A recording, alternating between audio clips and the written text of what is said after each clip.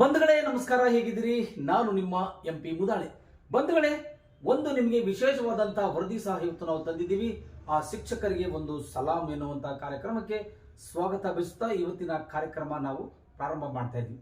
ಬಂಧುಗಳೇ, ತಮಗೆಲ್ಲ ಗೊತ್ತಿರೋ ಹಾಗೆ ಪ್ರತಿಯೊಂದು ವಿಷಯದಲ್ಲಿ ಒಬ್ಬೊಬ್ಬ ಶಿಕ್ಷಕ ತನ್ನದೇ ಆದಂತಹ ವೃತ್ತಿ ಮತ್ತು ಪ್ರವೃತ್ತಿಗಳನ್ನ ಬೆಳೆಸಿಕೊಂಡು ಬರ್ತಾರೆ. ಅದಾದ ನಂತರದಲ್ಲಿ ಅವರದೇ ಆದಂತಹ ಒಂದು ಸಮೂಹ ಕಟ್ಕೊಳ್ತಾರೆ. ಅದಾದ ನಂತರದಲ್ಲಿ ಮತ್ತೆ ಅಷ್ಟು ಮಕ್ಕಳಿಗೆ ಕೂಡ ಹತ್ತಿರವಾಗಿ ಅಷ್ಟು ಪ್ರೀತಿಯಿಂದ ಪಾಠ ಪ್ರವಚನಗಳ ಹೇಳೋ ಮೂಲಕ ಆ ಯುವಕ ಯುವತಿಯರು ಮತ್ತು ಅಲ್ಲಿರ್ತಕ್ಕಂಥ ಗ್ರಾಮಸ್ಥರ ಮನ ಸೆಳೆತಾರೆ. ಅಂತ ಘಟನೆಯಲ್ಲಿ ನಡೆದಿರುವಂತಹ ಈ ಒಂದು ಘಟನೆ ನಿಮ್ಮ ಮುಂದೆ ನಾವು ತರ್ತಾ ಇದ್ದೀವಿ. ಆ ಶಿಕ್ಷಕ ವರ್ಗಾವಣೆಯಾಗಿ ಬೇರೆ ಜಿಲ್ಲೆಗೆ ಹೋಗ್ತಿರುವಂತಹ ಸಂದರ್ಭದಲ್ಲಿ ಅಲ್ಲಿರ್ತಕ್ಕಂಥ ಶಾಲೆಯ ಎಲ್ಲ ವಿದ್ಯಾರ್ಥಿನಿಯರು ಮತ್ತು ಶಿಕ್ಷಕ ವರ್ಗದವರು ಕೂಡ ಕಣ್ಣೀರು ಹಾಕಿರುವಂತಹ ಘಟನೆ ನಿಮ್ಮ ಮುಂದೆ ನಾವು ತರ್ತಾ ಇದ್ದೀವಿ. ಎಲ್ಲಿ ಆಯಿತು, ಹೇಗಾಯಿತು, ಯಾಕೆ ಈ ರೀತಿ ಆಯಿತು ಅನ್ನೋದನ್ನ ನಿಮ್ಮ ಮುಂದೆ ನಾವು ವಿವರಿಸ್ತಾ ಇದ್ದೀವಿ. ಬಂಧುಗಳೇ, ತಮಗೆಲ್ಲ ಗೊತ್ತಿರೋ ಹಾಗೆ ಬೀದರ್ ಜಿಲ್ಲೆಯ ಔರಾದ್ ತಾಲೂಕಿನ ಕೌಡ್ಗಾಂವ್ ಗ್ರಾಮದ ಸರ್ಕಾರಿ ಪ್ರೌಢಶಾಲೆಯ ಶಿಕ್ಷಕರಾಗಿರ್ತಕ್ಕಂಥ ಗೋಪಾಲ್ ರೆಡ್ಡಿ ಅಲ್ಲಿಂದ ವರ್ಗಾವಣೆಯಾಗಿ ಬೇರೆ ಜಿಲ್ಲೆಗೆ ಹೋಗ್ತಾ ಇದ್ದಾರೆ. ಹಾಗಾಗಿ ಕಾರಣ ಸುಮಾರು ವರ್ಷಗಳಿಂದ ಮಕ್ಕಳೊಂದಿಗೆ, ಶಿಕ್ಷಕರೊಂದಿಗೆ ಮತ್ತು ಅಲ್ಲಿರ್ತಕ್ಕಂಥ ಪ್ರತಿಯೊಬ್ಬ ಅಡಿಗೆ ಸಹಾಯಕರ ಜೊತೆಯಲ್ಲಿ ಸಹಕಾರಿಯಾಗಿ ಒಂದಿಷ್ಟು ರೀತಿಯಲ್ಲಿ ಉತ್ತಮ ರೀತಿಯಲ್ಲಿ ಕೆಲಸ ಮಾಡಿ ತನ್ನದೇ ಆದ ಹೆಸರುವಾಸಿ ಮಾಡಿಕೊಂಡಿರುವಂತಹ ಗೋಪಾಲ್ ರೆಡ್ಡಿ ಅವರಿಗೆ ಬೆಳ್ಕೊಡುಗೆ ಮಾಡ್ತಿರುವಂತಹ ಸಂದರ್ಭದಲ್ಲಿ ಮಕ್ಕಳ ಕಣ್ಣೀರಿನಿಂದ ಅಭಿಷೇಕ ಮಾಡಿ ಬೆಳ್ಕೊಡುಗೆ ಮಾಡಿರುವಂತಹ ಘಟನೆ ನಡೆದು ಹೋಗಿದೆ. ಅಲ್ಲಿ ಒಂದು ರೀತಿಯಿಂದ ಆಲೋಚನೆ ಮಾಡಿದ್ರೆ ಪ್ರತಿಯೊಬ್ಬರ ಕಣ್ಣಲ್ಲೂ ಕೂಡ ಈ ದೃಶ್ಯ ನೋಡ್ತಿದ್ರು ಕೂಡ ಅವರ ಮನ ಕಲಕುತ್ತದೆ, ಅವರ ಮನಸ್ಸಿಗೆ ಒಂದಿಷ್ಟು ಘಾಸಿ ಆಗುತ್ತದೆ, ಆ ಮನಸ್ಸಿಗೆ ಒಂದಿಷ್ಟು ನೋವು ಕೊಡ್ತದೆ.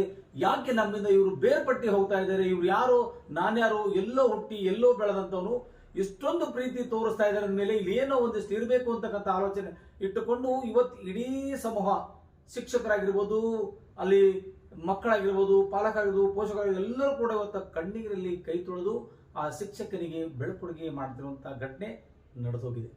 ಬನ್ನಿ ಬಂಧುಗಳೇ, ಆ ವಿಚಾರವನ್ನು ನಿಮ್ಮ ಮುಂದೆ ನಾನು ಹೇಳಕ್ ಪ್ರಯತ್ನ ಪಡ್ತಾ ಇದ್ದೀನಿ.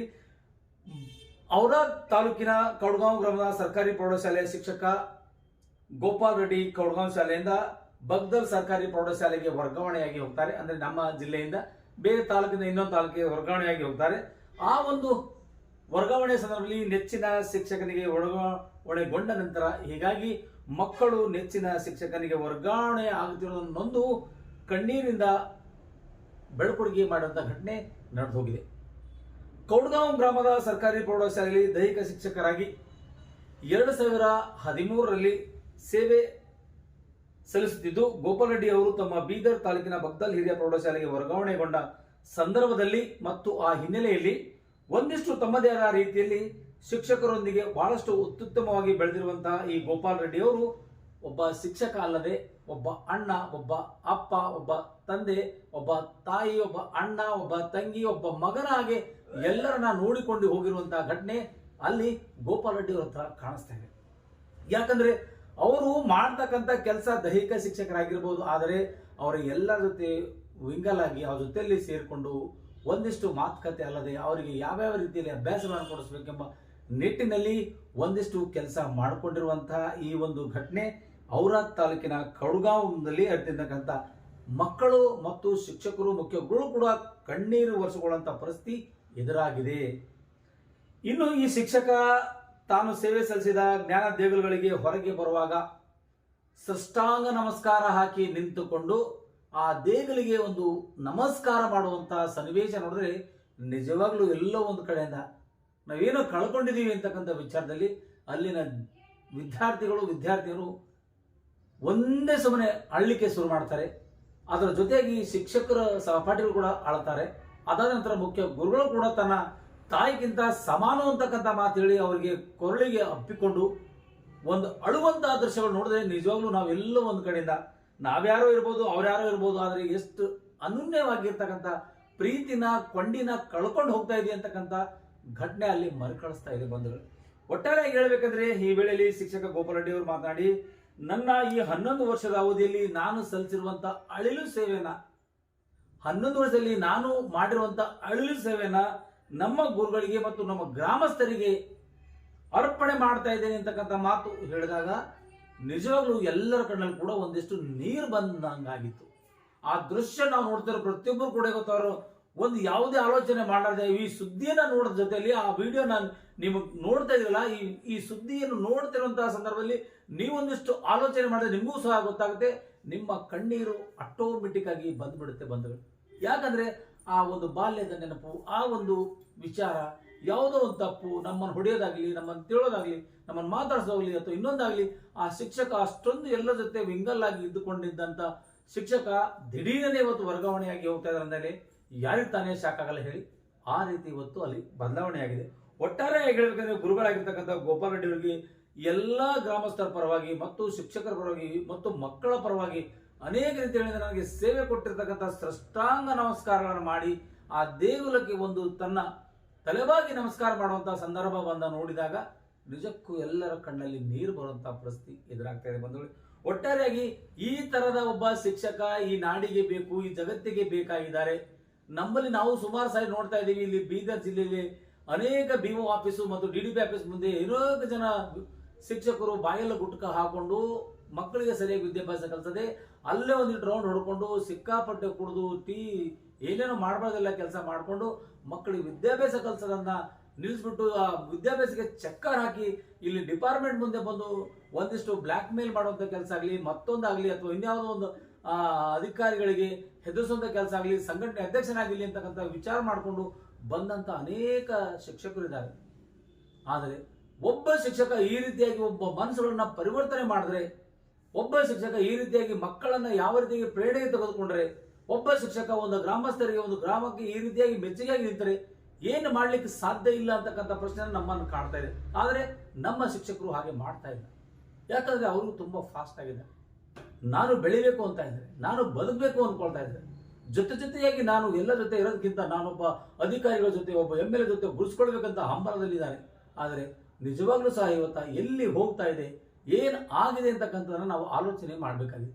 ಬಂಧುಗಳೇ, ನಿಜವಾಗ್ಲೂ ಗೋಪಾಲ್ ರೆಡ್ಡಿಗೆ ಒಂದಿಷ್ಟು ನಾವು ಥ್ಯಾಂಕ್ಸ್ ಹೇಳಲೇಬೇಕು. ಯಾಕಂದ್ರೆ ಅಲ್ಲಿ 11 ವರ್ಷಗಳ ತಮ್ಮ ಸೇವೆ ಸಲ್ಲಿಸೋ ಜೊತೆಯಾಗಿ ಅಲ್ಲಿನ ಗ್ರಾಮಸ್ಥರಿಗೆ ಮತ್ತು ಅಲ್ಲಿನ ಗ್ರಾಮ ಪಂಚಾಯತ್ ಅಧ್ಯಕ್ಷ ಪದಾಧಿಕಾರಿಗಳಿಗೆ ಹಾಗೂ ಅನೇಕ ಜನ ಮೆಂಬರ್ಗಳಿಗೆ, ಅಲ್ಲಿರ್ತಕ್ಕಂಥ ಪೋಷಕರಿಗೆ, ಮಕ್ಕಳಿಗೆ, ಶಿಕ್ಷಕರು ಕೂಡ ಒಂದಿಷ್ಟು ಕಣ್ಣಲ್ಲಿ ನೀರು ಬರುವಂತ ಮಟ್ಟಕ್ಕೆ ಬಂದು ನಿಲ್ಲಿಸಿದ್ದಾರೆ ಗೋಪಾಲ್ ರೆಡ್ಡಿ. ಅಂದ್ರೆ ನಿಜವಾಗ್ಲೂ ಅವರ ಕಾರ್ಯ ಶ್ಲಾಘನೆ ನಾವು ಮೆಚ್ಚಲೇಬೇಕಾಗಿದೆ ಬಂಧುಗಳೇ. ಒಟ್ಟಾರೆಯಾಗಿ ಹೇಳ್ತೀನಿ, ಈ ರೀತಿಯಾಗಿ ಶಿಕ್ಷಕರ ಬಾಂಧವ್ಯ ಮಕ್ಕಳ ಜೊತೆಯಾಗಿ ಹಾಗೆ ಬೆರಿಬೇಕು. ಉನ್ನತ ಶಿಕ್ಷಣ ಪಡೆಯತಕ್ಕಂಥ ಮಕ್ಕಳಿಗೆ ಯೋಗ್ಯತಾವಾದ ಅಲ್ಲಿ ಶಿಕ್ಷಕರು ಸಿಗಬೇಕು ಅನ್ನೋದನ್ನೇ ಅನೇಕ ಜನರ ಒಂದಿಷ್ಟು ಪ್ರಶ್ನೆ ಆಗಿದೆ. ಆದರೆ ಇವತ್ತಿನ ಕಾಲಘಟ್ಟದಲ್ಲಿ ಆ ಪ್ರಶ್ನೆ ಎಲ್ಲೂ ಉಳಿದಿಲ್ಲ. ಎಲ್ಲರೂ ನಾವು ಆಡ್ತಾ ಇದೀವಿ. ಯಾವುದೋ ಒಂದು ಟಾರ್ಚರ್ಗೆ ಎಲ್ಲೋ ಒಬ್ಬ ಶಿಕ್ಷಕ ಆತ್ಮಹತ್ಯೆ ಮಾಡ್ಕೊಂಡಿರ್ತಾನೆ, ಯಾವುದೋ ಮಕ್ಕಳ ಮೇಲೆ ಲೈಂಗಿಕ ದೌರ್ಜನ್ಯ ಶಿಕ್ಷಕ ಮಾಡ್ತಾನೆ, ಯಾವುದೋ ಒಂದಿಷ್ಟು ತೊಂದರೆಯನ್ನ ಮಕ್ಕಳಿಗೆ ಹೊಡೆದು ಬಡ್ದು ಮಕ್ಕಳನ್ನ ಒಂದಿಷ್ಟು ಹೀಯಾಳಿಸಿ ಹೊಡಿತಾನೆ. ಅಂತ ಶಿಕ್ಷಕರನ್ನು ನಾವು ನೋಡಿದ್ವಿ. ಆದರೆ ಅಂತರಲ್ಲಿ ಕೂಡ ಒಬ್ಬ ಶಿಕ್ಷಕ ಈ ರೀತಿಯಾಗಿ ಇಡೀ ನಮ್ಮ ಊರು ಜನನೇ ಕೂಡ ಅಳುವಂತ ಪರಿಸ್ಥಿತಿಗೆ ತಂದು ನಿಲ್ಲಿಸಿರುವಂತಹ ಘಟನೆ ಅಲ್ಲಿ ನಡೆದೋಗಿದೆಲ್ಲ ಅವತ್ತು. ಅದು ನಿಜವಾಗ್ಲೂ ಮೆಚ್ಚಲೇಬೇಕಂತ ಒಂದು ಕಾರ್ಯವಾಗಿದೆ. ನಿಜವಾಗ್ಲೂ ನಾವು ಗೋಪಾಲ್ ರೆಡ್ಡಿ ಅವರಿದ್ದಾರೆ, ಅವರಿಗೆ ನಿಜವಾಗ್ಲೂ ನಾವು ಥ್ಯಾಂಕ್ಸ್ ಹೇಳಲೇಬೇಕು. ಯಾಕಂದ್ರೆ ಅವರು ಆ ರೀತಿಯಾಗಿ ತಮ್ಮ ಪ್ರೀತಿ, ಸಹಕಾರ, ಸಮನ್ವಯತೆ, ಸಂಬಂಧಗಳನ್ನ ಬೆಳೆಸ್ಕೊಂಡು ಬಂದಂತ ಒಬ್ಬ ಶಿಕ್ಷಕ 11 ವರ್ಷ ಆದ ನಂತರ ಮನೆ ಬಿಟ್ಟು ಹೋಗ್ತಾ ಇದ್ದಾನೆ ಅಂದ್ರೆ ತಾಯಿ ಒಂದು ಕೊರಳಿಗೆ ಮಗನಿ ಹಾಕೊಂಡು ಕಾಲ್ ಬಿದ್ದು ನನ್ಗ ತಾಯಿ ಸಾಮಾನ್ಯ ಇದ್ದೀರಿ ಅಂತಕ್ಕಂಥ ಮುಖ್ಯ ಶಿಕ್ಷಕರಿಗೆ ಅಳ್ತಾರಲ್ಲ, ಆ ದೃಶ್ಯ ನೋಡಿದ್ರೆ ನಿಜವಾಗ್ಲೂ ನಮ್ಮ ಮನಸ್ಸು ಕೂಡ ಕರತಾ ಇದೆ ರೀ. ನಮ್ಮ ಮನಸ್ಸು ಕೂಡ ಒಂದಿಷ್ಟು ವಿಚಲಿತವಾಗ್ತಾ ಇದೆ. ಅಂದ್ರೆ ಇನ್ನೂ ಇಂಥ ಕಾಲಘಟ್ಟದಲ್ಲೂ ಕೂಡ ಇಂಥ ಶಿಕ್ಷಕರಿದ್ದಾರಲ್ಲ ಅಂತಕ್ಕಂಥ ವಾತಾವರಣ ನಿರ್ಮಾಣ ಮಾಡಿದರೆ ಗೋಪಾಲ್ ರೆಡ್ಡಿ ಅವರು. ನಿಜವಾಗ್ಲೂ ಹೇಳ್ತೇವೆ, ನೀವು ಗೋಪಾಲ್ ರೆಡ್ಡಿ ಅವರೇ, ನಿಮ್ಮ ಕಾರ್ಯಕ್ಕೆ ನಾವು ಕೂಡ ಒಂದಿಷ್ಟು ಸಲಾಂ ಹೇಳ್ತೀವಿ. ಒಟ್ಟಾರೆಯಾಗಿ ನಿಮ್ಮ ತರನೇ ಇನ್ನೂ ಎಲ್ಲ ಶಿಕ್ಷಕರು ಮಾಡಿದರೆ ಬಹಳಷ್ಟು ಉತ್ತಮ ರೀತಿಯಲ್ಲಿ ನಮ್ಮ ಜಿಲ್ಲೆ ಅಭಿವೃದ್ಧಿಗೆ ಸಾಧ್ಯವಾಗ್ತದೆ ಮತ್ತು ನಮ್ಮ ಜಿಲ್ಲೆಯಲ್ಲಿರ್ತಕ್ಕಂಥ ಮಕ್ಕಳಿಗೆ ಒಂದಿಷ್ಟು ಭವಿಷ್ಯ ಕೂಡ ನಿರ್ಮಾಣವಾಗ್ತದೆ ಅಂತಕ್ಕಂಥ ಮಾತನ್ನ ಹೇಳ್ತಾ ಈ ಒಂದು ವಿಶೇಷ ಕಾರ್ಯಕ್ರಮ ಮುಗಿಸ್ತಾ ಇದೀವಿ. ಈ ಸುದ್ದಿ ಯಾರು ನೋಡ್ತಾ ದಯವಿಟ್ಟು ಸಬ್ಸ್ಕ್ರೈಬ್ ಮಾಡ್ಕೊಳ್ಳಿ, ಲೈಕ್ ಮಾಡಿ, ಶೇರ್ ಮಾಡಿ, ಕಮೆಂಟ್ಸ್ ಮಾಡೋ ಮೂಲಕ ನಿಮ್ಮ ಅಭಿಪ್ರಾಯ ಅಂಶಗಳನ್ನು ತಿಳಿಸಲು ಈ ಮೂಲಕ ಮನವಿ ಮಾಡ್ಕೊಳ್ತೇನೆ. ಬಂಧುಗಳೇ, ನಿರಂತರ ಸುದ್ದಿಗಾಗಿ ನೋಡ್ತಾ ಇರಿ ನಿಮ್ಮ ನಾರಾಜ್ ಎಕ್ಸ್ಪ್ರೆಸ್. ನಾನು ನಿಮ್ಮ MP ಮುದಾಳೆ. ಧನ್ಯವಾದಗಳು. ಮತ್ತೆ ಬರ್ತೀನಿ ಮುಂದಿನ ಸುದ್ದಿಗಾಗಿ. ಗೋಪಾಲ್ ರೆಡ್ಡಿ ಸರ್ ಅವರಿಗೆ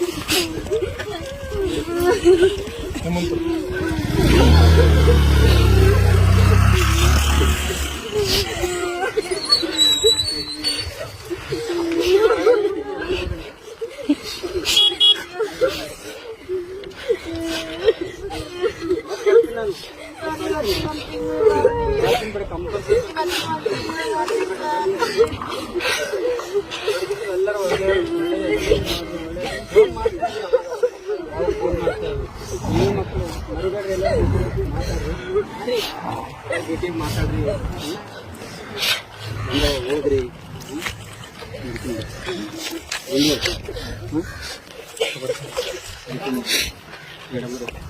ಭಾಳ ಆಶೀರ್ವಾದ ಇಲ್ಲ ರೀ ಮೇಡಮ್ ನಿಮ್ದು ಆಶೀರ್ವಾದ ನಿಮ್ಮ ತಾಯಿ ಕೊಡ್ತೀರಿ ಮೇಡಮ್